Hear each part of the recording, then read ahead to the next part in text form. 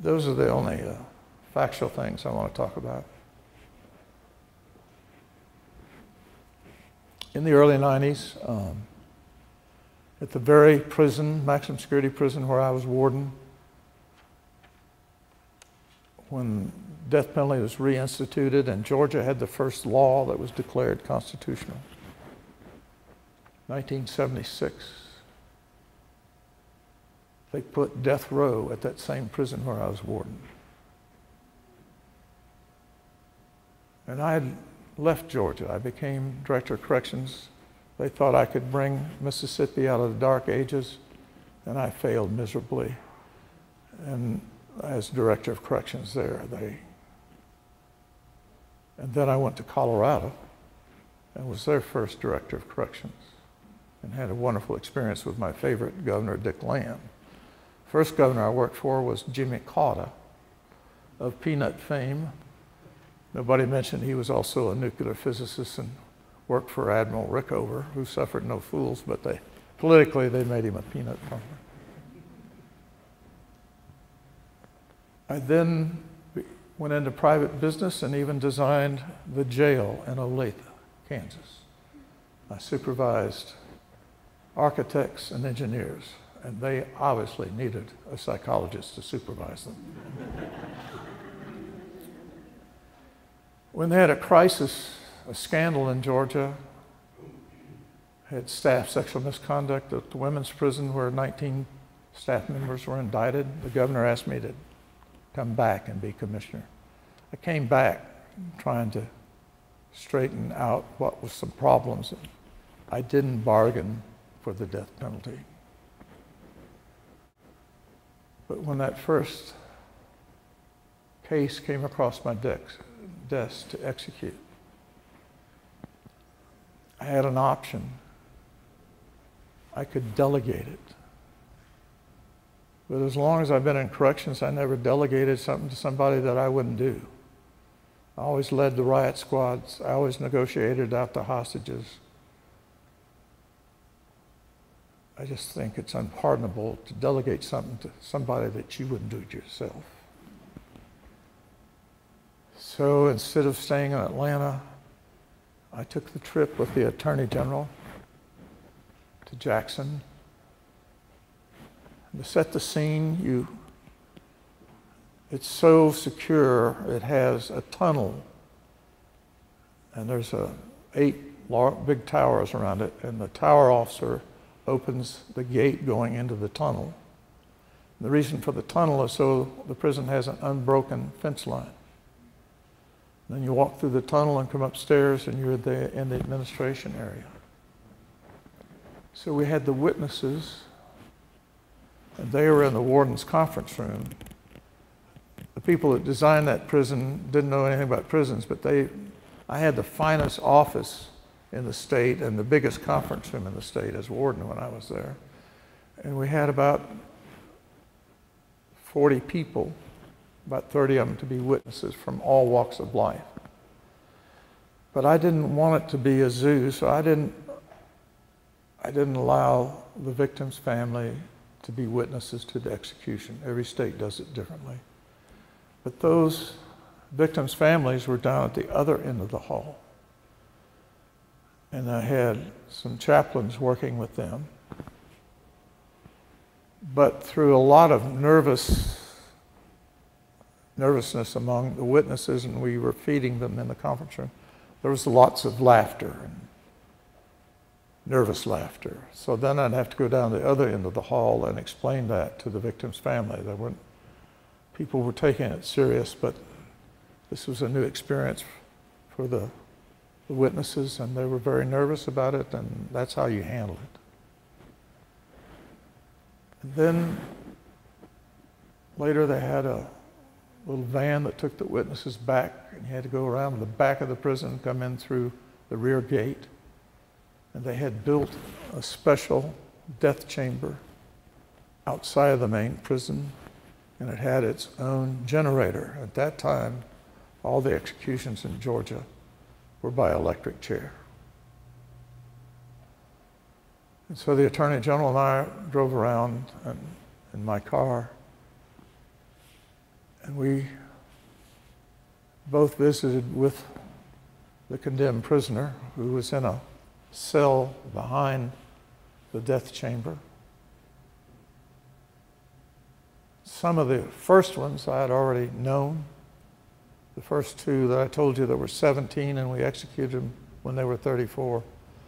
Unfortunately, I got to know them too well. And then the Attorney General and I went into a room immediately behind the electric chair. It had a window that looked directly at the back of the electric chair. And we had a lot of phones set up. The Attorney General had a line to the U.S. Supreme Court, the Georgia Supreme Court, the Georgia Parole Board. And when he checked, almost every case, it got stayed right up about the time we were ready to do the execution. Some of those stays were for an hour, and some of them were for a month. But when he finally said, all clear. Standing behind me was the electrician that had been my electrician in the prison when I was warden. I was warden in the 70s. This was in the 90s.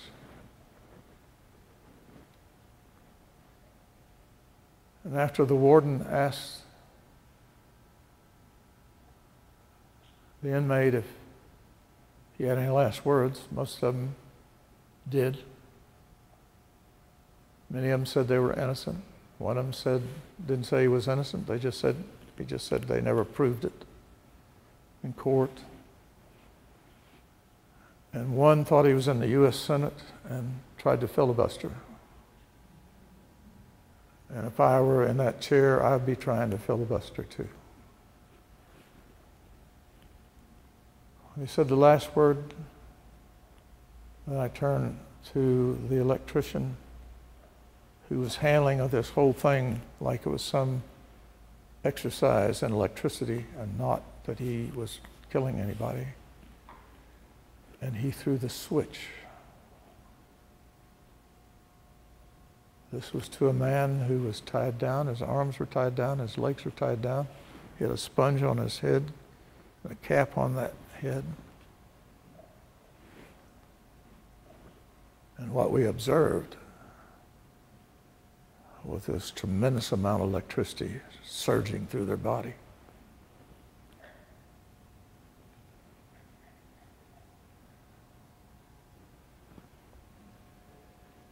If you care about human life, it isn't just the fetus you care about. You care about all human life. This is the most premeditated murder you've ever seen. We had a book that thick with all the policies. We rehearsed. A lot of people complicit in it, the governor, the parole board, the courts, but they called on a very few to commit the actual murder with the sanction of the state. Let me tell you that first one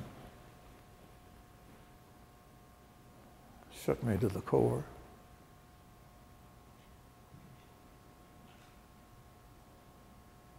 We provided psychological help to the warden and the death squad, which was made up of 6 officers.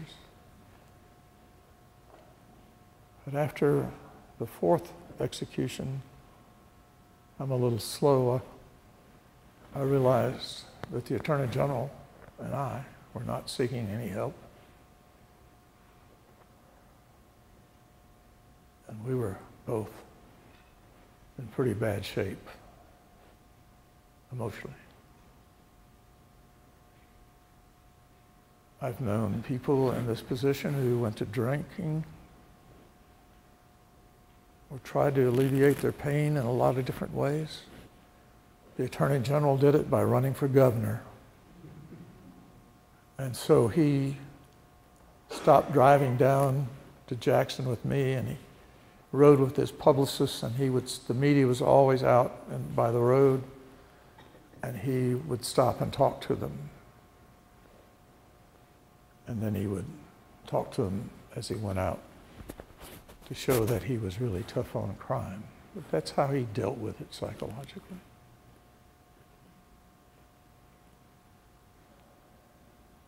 I finally,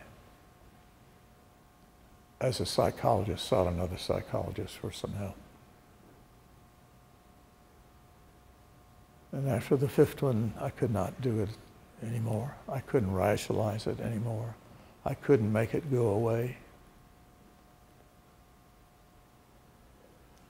And I got to the point that I couldn't remember their names, but I could still see their faces.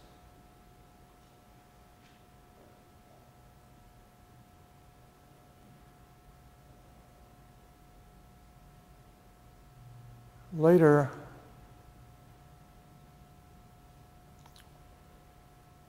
at Eastern, I went to Lexington to fly. I get a biannual checkup at Mayo in Rochester.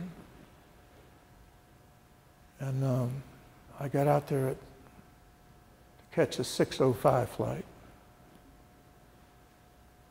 And I'd always flown Delta. I have 2 million miles with Delta.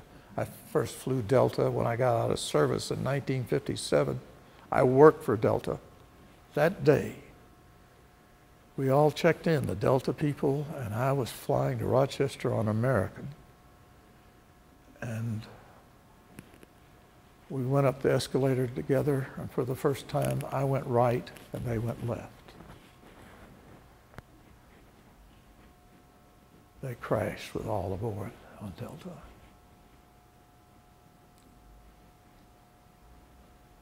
And that's when I knew I really had post-traumatic stress syndrome, because this whole execution thing came back, all the faces, the nightmares, the whole trauma. I'm not advocating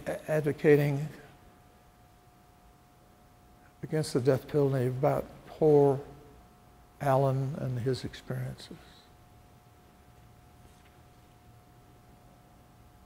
But I did want you to share, I wanted to share with you what it's like to actually do it for the state.